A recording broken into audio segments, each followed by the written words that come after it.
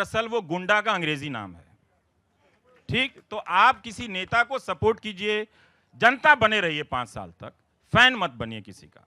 अगर आप फैन बनते हैं तो आप सवाल करने के अपने अधिकार और अपने हक को आप त्याग देते हैं।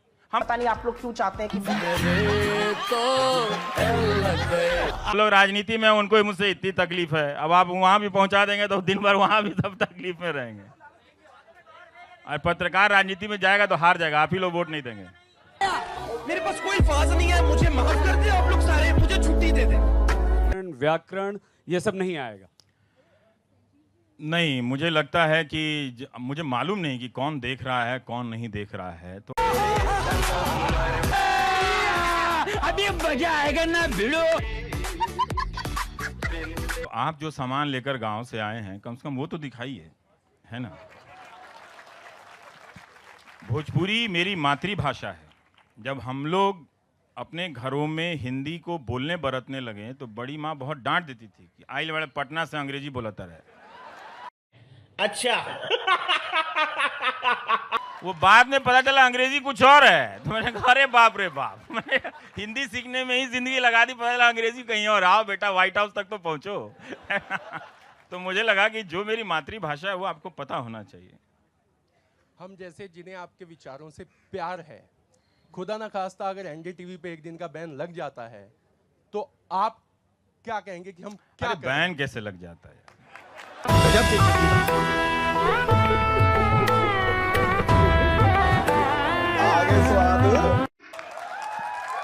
आप नहीं थे क्या? आप लोग नहीं हैं, तो जब आप रहेंगे तो कैसे बैन लग जाए? यहां खड़ा होके न्यूज पढ़ देंगे सड़क पे। क्या है? मैंने कहा कहीं संविधान में लिखा है कि पत्रकार न्यूज पढ़ेगा तो स्टूडियो में ही पढ़ेगा? कहीं पढ़ देगा, पार्क में पढ़ देगा, गाड़ी में पढ़ देगा, नहीं होगा तो बाथरूम बंद करके जैसे गाते हैं वैसे न्यूज पढ़ देंगे। इसमें क्या?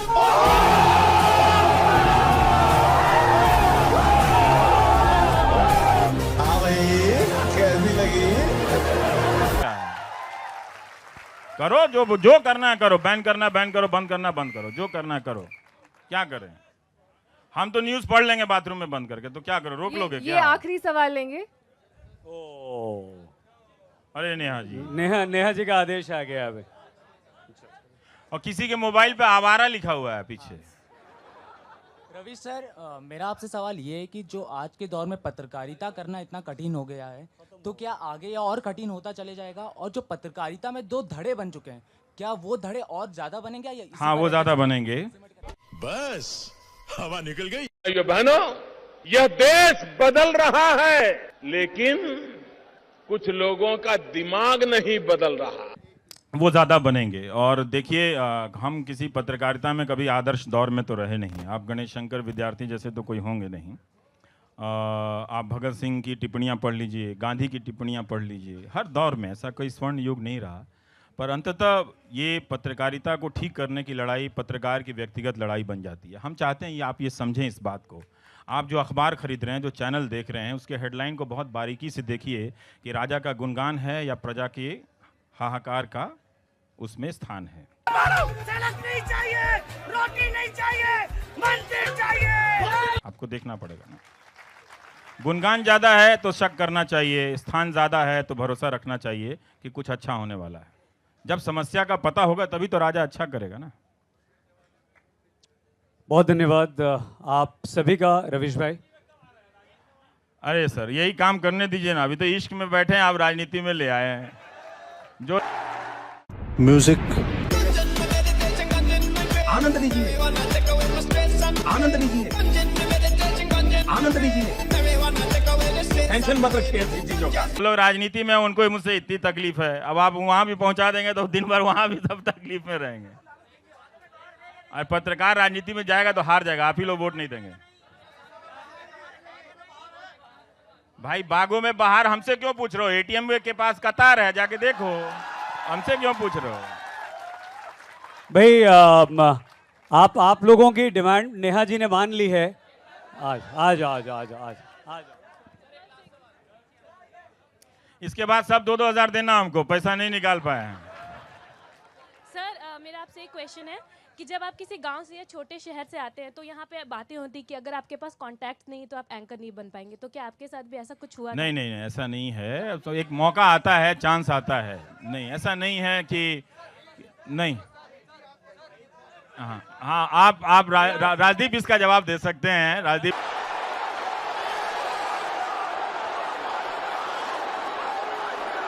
रवीश को बड़ा अच्छा लगता है कैंटीन में आप लोगों से बैठकर गपशप करना, आप लोगों के साथ खाना खाना, आप लोगों से मिलना जुलना।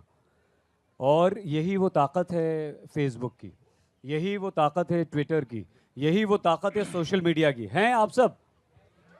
फिर ऐसी क्या वजह हुई रवीश, ऐसा क्या हुआ कि आपने अपने आप को इतना रेस्ट्रिक्ट कर लिया सोशल मीडिया से?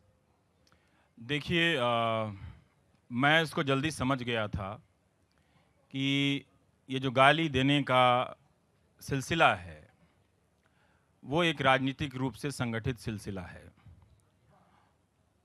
और एक प्रायोजित तरीके से कुछ पत्रकारों को एक तरह से चिन्हित किया गया और गालियां दी गईं। कुछ लोगों ने कहा कि समाज बदल गया है, उससे बोलना नहीं आ रहा है, तो वो गालियां दे रहा है, आप इतने परेशान क्यों हैं? तो कोई मेरी बात सुन नहीं रहा था कि आपकी नज़र के नीचे से एक ऐसी गुस्ताखी हो रही है जो आपकी नहीं, आपके बाप दादाओं के अर्जित लोकतंत्र को समाप्त करने की कोशिश कर रही है। ठीक, आप जो अभी यहाँ गुलाब जामुन खा रहे हैं उसको खिलाने के लिए, ताकि आप खा सकें, बहुतों ने अपनी पीठ पे बहुत लाठियाँ खाई हैं। भाषण देके इस वक्त नेता बनना सबसे आसान वक्त है ये। तो ये गालियों का सिलसिला चला और इसको कई लोग इसको सपोर्ट में इसके खड़े हो गए कि ये ट्रोल हैं, जैसे ये बाराती के दूल्हे के सहबोले आए हों।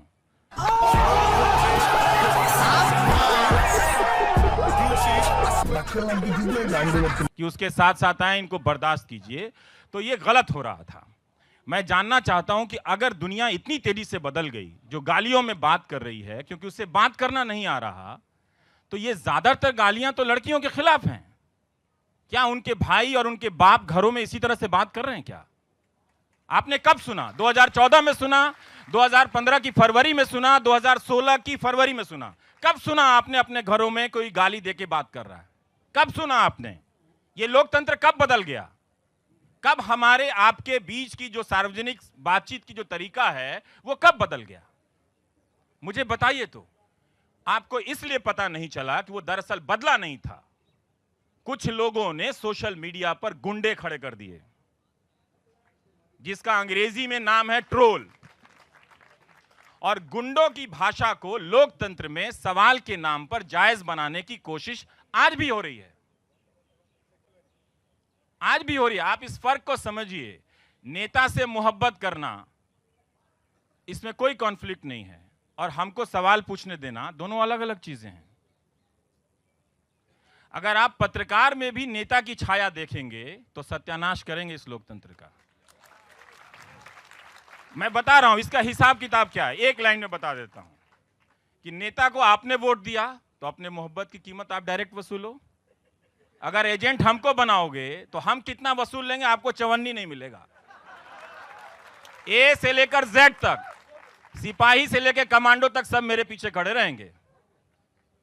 क से तो कोई सुरक्षा होती नहीं, ख से तो कोई सुरक्षा होती नहीं। सुना है सुरक्षा बहुत अंग्रेजी है, वाई और जेड से होती है। तो कहानी है। चैनल के बारे में कहते हैं कि अरे अरे अरे ये क्या, और आपके बारे में कहते हैं वाह वाह वाह वाह, देखो देखो देखो देखो देखो। तो जब ये इस तरह की स्थिति होती है कि जिस संस्थान में आप हैं उसके बारे में कुछ और बातें होती हैं नेगेटिव और आपके बारे में पॉजिटिव होती हैं, तो ये कितनी बड़ी रवीश भाई दुविधा है, कैसे आप उससे मैनेज करते हैं? काम पे ज़्यादा फोकस रहता है और ये दुविधाएं तो हर जगह हैं, है ना। और मैं वहाँ खुश हूँ, मुझे करने की आज़ादी है, इसलिए वो मेरा है। जो भी है उसका गुण अवगुण सब मेरा है, मैं उससे भाग नहीं सकता हूँ। और जो आज़ादी उस संस्थान से मिली है, मैं इसकी कल्पना कहीं नहीं कर सकता। अगर आप यकीन कर सकते हैं तो आपको करना चाहिए कि मैं सचमुच अपना आइडिया किसी को नहीं बताता हूँ और कोई मुझसे नहीं पूछता है। मैं कल क्या होगा मेरे साथ मैं नहीं जानता हूँ, पर आज तक मैंने एक भी ऐसा प्रोग्राम नहीं किया जो मैंने अपने किसी कॉलीग को भी बताया हो। ब्लैक स्क्रीन के बारे में उस संस्थान के भीतर कोई नहीं जानता था, ये मैं वहीं कर सकता था। बहुत खूब, बहुत खूब। अभी जो माइम का किया, तो माइम शब्द को ही मैं 6 बजे से पहले नहीं जानता था कि इसे माइम कहते हैं। तो मैं अपने दोस्तों से पूछ रहा था कि डीडी में वो देखे थे उसको क्या बोलते हैं यार, ऐसे ऐसे करता है, दीवार छूता है, ऐसे निकलता है। मुझे क्या मालूम था कि यहाँ ऐसे लोगों में उसका रिस्पॉन्स हो जाएगा। तो हमें वो समझना चाहिए। मुझे लगता है कि कोई मुझे कुछ भी दे सकता है, पर 20 साल जो मैंने उस संस्थान में गुजारे हैं, ये आज़ादी कोई नहीं दे सकता। मुझे तो लगता नहीं कि मुझे कहीं मिलेगी ऐसी आज़ादी। बहुत बहुत ईमानदारी से नौकरी मिल जाएगी, मैं एडिटर हो सकता हूँ, मैं खुद भी चैनल खोल लूँगा, तो पता नहीं वैसी आज़ादी मिलेगी कि नहीं। बहुत बहुत बड़ी बात। लेकिन जो हमारी जिस माध्यम के लिए रवीश भाई हम लोग काम करते हैं, टेलीविज़न, वो घर घर में जाता है, बेडरूम में जाता है, पान वाले के पास, बीड़ी वाले के पास, और सूचना क्रांति के माध्यम से वो गांव-गांव, कस्बे हर जगह पहुंच गया है। एक बंधी बंधाई लीक थी, एक बना ठना एंकर बैठता है, वो बात करता है, अच्छी तरह से खबरें आपको बताता है, उसकी भाषा अच्छी होती है, उसकी शैली अच्छी होती है, और वो बहुत अच्छी तरह से सब कुछ पेश कर देता है, राइट? हाँ या नहीं दोस्तों? कैसे आपने इस लीक को तोड़ा? कैसे आप अलग हटे? कैसे आपने भाषा और दूसरी जो टेक्निकल चीज़ें हैं उनसे हटकर अपनी सोच को अपने शब्दों में और अपनी स्टाइल में पेश किया और वो पसंद किया जाने लगा? क्या ये ख़तरा कभी नहीं था कि अगर मैं ये करूँगा तो नहीं, मुझे लोग रिजेक्ट कर देंगे?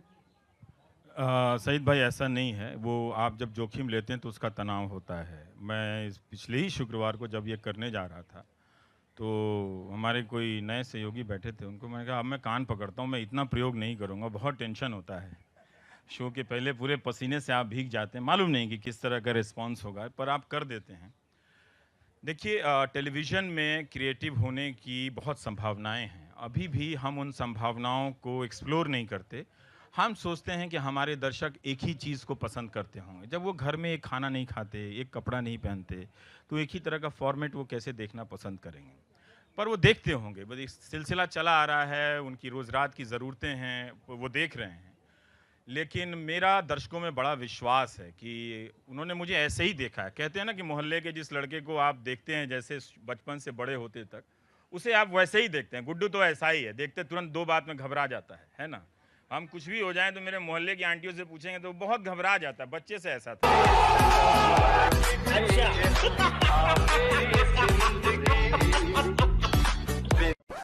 है तो मेरे बारे में सबसे पहले वो वही यही सोचती हैं कि उसको जरा कोई फ़ोन करो, बहुत घबरा गया होगा। तो मैं घबराता हूँ, मुझे डर भी लगता है, मैं डरपोक हूँ। क्योंकि अगर आप डरपोक नहीं हैं तो बहुत चांस है कि आप बहुत शातिर आदमी हैं। जो भी आदमी कहता है कि वो शेर है, दरअसल वो इंसान नहीं, कुछ और है। जो भी आदमी, चाहे नेता हो, अभिनेता हो, या एंकर हो, या कोई भी हो, जिसने कहा कि वो शेर है, वो इंसान नहीं, कुछ और है। क्योंकि शेर के लिए तो अलग व्यवस्था प्रकृति ने की है। भाई, जब जंगल में शेर है तो तुम डुप्लीकेट बन के काहे घूम रहे हो? भाई, अगर आप शेर हैं तो क्या हम भी बाड़ा लगा दें आपके आगे पीछे? चिड़िया खाने के डायरेक्टर को बोले कि इनको घास मीट अंदर फेंको, इनको बाहर मत निकालो, ये खतरनाक है, तो नहीं।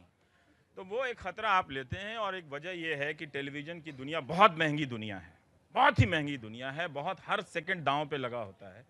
और इसका जवाब मैं खुद अपने आप हूँ, मैं बहुत सस्ता हूँ। मैं कोई भी ऐसा काम नहीं करता जिसमें पैसा लगता है। नहीं, आप बहुत कीमती हैं। हम महंगे नहीं कहेंगे, लेकिन आप हमारे लिए बहुत कीमती हैं। प्रोडक्शन का कॉस्ट बहुत कम होता है। नहीं, हम सब, चलिए, बहुत अच्छी बात है। गुड्डू नाम है आपका घर का? गुड्डू गाम नहीं। क्या है, बता दीजिए। फिर कभी जानना नहीं चाहेंगे आप लोग? अब आज तो रवीश को आप छोड़ेंगे विकिपीडिया पे भी तो कुछ सर्च कीजिए जहां मेरे बारे में गलत सलत निकली है। फिर कभी हमने ये सुना कि फैन कल्चर जो है वो आपको पसंद नहीं है। हाँ, क्यों? मैं देखिए, नहीं, उसमें बुराई। अच्छा, पहली बात तो पसंद ही नहीं है। आप और हम सब इन्हें पसंद नहीं है भाई। नहीं, तो आपका लड़ने का हक बनता है या नहीं बनता है? क्यों पसंद नहीं? मैं क्यों कहता हूँ, देखिए, जब दिल्ली में अरविंद केजरीवाल जीते तो जावेद भाई भी वहाँ थे। तब मैं अपने लाइव में कह रहा था कि आज से ये राजनीतिक बदलाव का दावा करने वाली पार्टी को हुकूमत में मौका मिला है, और आज ही से आप जनता में बदल जाइए, फैन मत बनिएगा। मेरे पास कोई फाज नहीं है, मुझे माफ कर दे आप लोग सारे, मुझे छुट्टी दे दे, मैं इस दुनिया से छुट्टी चाहता हूँ। फैन आप शाहरुख खान के हो जाइए, कोई प्रॉब्लम नहीं है मुझे। आप विराट कोहली के हो जाइए, अच्छी बात है। राजनेता का फैन कभी भी नहीं होना चाहिए। राजनीति में आपकी सबसे बड़ी जिम्मेदारी है दो चीज की। या तो आप सीधे किसी पार्टी के कार्यकर्ता बन जाएं, बहुत अच्छा होता है। किसी भी पार्टी का कार्यकर्ता बनना, वो अपनी पार्टी को जीता है, उसके लिए लाठी खाता है। लेकिन इसके बाद जो दूसरा स्पेस है जनता का, वो जनता का रहना चाहिए। फैन जो है, राजनीतिक दलों ने एक अनऑर्गेनाइज सेक्टर बनाया है। सारे बदमाशी का काम वो फैनों से करवा रहे हैं। सारे बदमाशी का काम कहते नहीं हमारे लोग तो नहीं, ये फैन है, बोल रहे हैं ऐसे करके। तो ये जो राजनीति का फैन है, दरअसल वो गुंडा का अंग्रेजी नाम है। ठीक, तो आप किसी नेता को सपोर्ट कीजिए, जनता बने रहिए 5 साल तक, फैन मत बनिए किसी का। अगर आप फैन बनते हैं तो आप सवाल करने के अपने अधिकार और अपने हक को आप त्याग देते हैं। हम फैन हैं, जैसे हम सोचते हैं, बहुत लोग कहते हैं कि शाहरुख की फिल्म आ रही है, अच्छी नहीं होगी तो मैं देख लूंगी यार, मतलब पता नहीं 150 रुपये का नुकसान हो जाए, पर शाहरुख की फिल्म फ्लॉप नहीं होनी चाहिए। ये फैन की मेंटेलिटी होती है, वो आउट नहीं होना चाहिए, उसकी फिल्म फ्लॉप नहीं होनी चाहिए। पर राजनीति में आप फैन बनेंगे ना, तो रोज उसकी परीक्षा लेनी पड़ती है नेताओं के फैसले की अलग अलग स्वरूप में। तो इसलिए आप नेता और पत्रकार इन दोनों को फैन कैटेगरी से छोड़ दीजिए। बहुत अच्छे अच्छे लोग बहुत अच्छा काम कर रहे हैं, उन लोगों के फैन बनिए, उनका हौसला बढ़ाइए।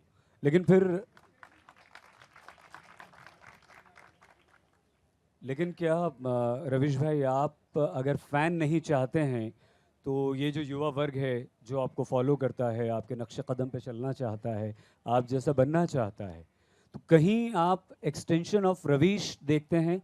और अगर हाँ तो कैसे? और अगर चाहते हैं देखना एक्सटेंशन ऑफ रवीश तो वो क्या होगा? नहीं, मैं तो नहीं चाहता कि कोई मेरी तरह बने। हम चाहते हैं कि हर कोई अपनी अपनी तरीके से अपना अपना रास्ता ढूंढे, क्योंकि मुझे खुद भी अच्छा नहीं लगता कि मैं किसी और की तरह बनता। मैं ज़रूर लोगों को पढ़ता हूँ, सराहता हूँ, वो अलग बात है, पर आप सब इस दुनिया में आए हैं अपने रास्ते से चलने के लिए। और लोकतांत्रिक